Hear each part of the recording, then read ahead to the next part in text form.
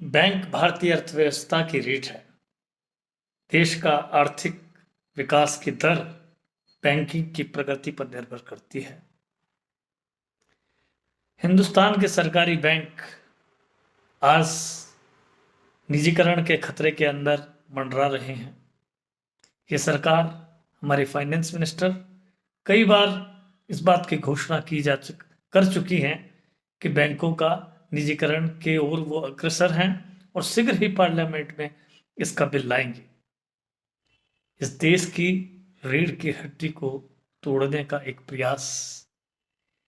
हिंदुस्तान के बैंकों की अधिकारियों का सबसे बड़ा संगठन आईबॉक इसके विरोध में सड़कों पर उतर आया है। 30 नवंबर 2021 जब देश की पार्लियामेंट का विंटर सेशन, शीतकालीन अधिवेशन प्रारंभ होगा, उस वक्त हिंदुस्तान के बैंकों के तमाम अधिकारी जंतर मंतर में इस प्राइवेटाइजेशन के विरुद्ध अपनी एक महारैली निकालने जा रहे हैं। बैंकों के संगठन द्वारा एक भारत यात्रा का आह्वान किया गया है, जो कलकत्ता से चलकर दिल्ली और बंबई से चलकर दिल्ली पहुंचेगी। ये यात्राएं 24 नवंबर 2021 को प्रारंभ होगी। इसका उद्देश्य यही है कि इस देश के नागरिकों को जागरूक किया जाए कि बैंकों के निजीकरण से उनको क्या क्या नुकसान हो सकते हैं। बैंक कर्मचारियों का ये जो संयुक्त प्रयास है, इसमें बहुत तेजी दिखने की उम्मीद करते हैं। ये यात्राएं कलकत्ता से शुरू हो चुकी हैं, बंबई से शुरू हो चुकी हैं और देश के कोने कोने से लोग इस यात्रा में शामिल होने के लिए 30 तारीख को जंतर मंतर में पहुंचेंगे और एक महारैली के रूप में अपनी बातों को पार्लियामेंट के सम्मुख रखेंगे, निजीकरण का विरोध करेंगे।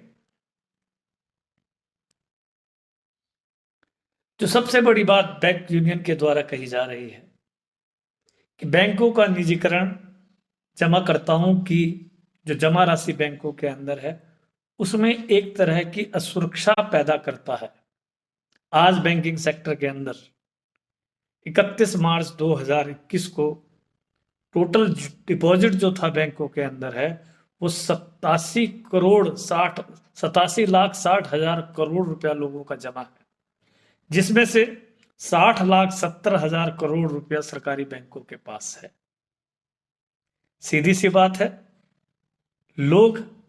अधिक से अधिक लोग अपना पैसा सरकारी बैंकों में रखना चाहते हैं। प्राइवेट बैंकों में उनका विश्वास सरकारी बैंकों की तुलना में कम है। जो हिंदुस्तान का आम आदमी है, छोटा किसान है, छोटे मजदूर हैं, ग्रामीण तबके में रहने वाले जो लोग हैं, वो प्राइवेट बैंकों में जाना पसंद नहीं करते हैं।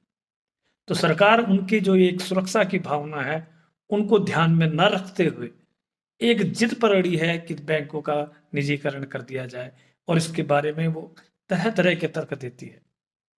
1947 से लेकर 1955 तक इस देश के अंदर बहुत से बैंक फेल हुए थे। लोग डरते थे बैंकों में पैसा जमा करने पर। इसका सिर्फ एकमात्र कारण ये था कि प्राइवेट बैंक थे और वो जब चाहते थे अपने आप को दिवालिया घोषित कर देते थे। इसी को मुद्देनजर रखते हुए 1955 के अंदर इंपीरियल बैंक का राष्ट्रीयकरण कर उसको स्टेट बैंक बनाया गया। 1969 में 14 बैंकों का राष्ट्रीयकरण किया गया। फिर उसके बाद 1980 में 6 बैंकों का राष्ट्रीयकरण किया गया। लेकिन आज सरकार जो है, निजीकरण के अपने एजेंडा को आगे बढ़ा रही है और राष्ट्रीयकरण की उस भावना को पीछे छोड़कर चल रही है। आज इस देश के नागरिकों को जागरूक होने की जरूरत है। बैंक अधिकारियों को ये समझना पड़ेगा कि ये लड़ाई उनकी अपनी लड़ाई नहीं है। इस लड़ाई में जन की भागीदारी जरूरी है और ये बहुत अच्छा इन्होंने प्रयास किया है कि भारत यात्रा के रूप में शहरों में गुजरेंगे और लोगों को निजीकरण के नुकसान बताएंगे और आम जनता इनके इस आंदोलन में शरीक होगी। हमारी शुभकामनाएं।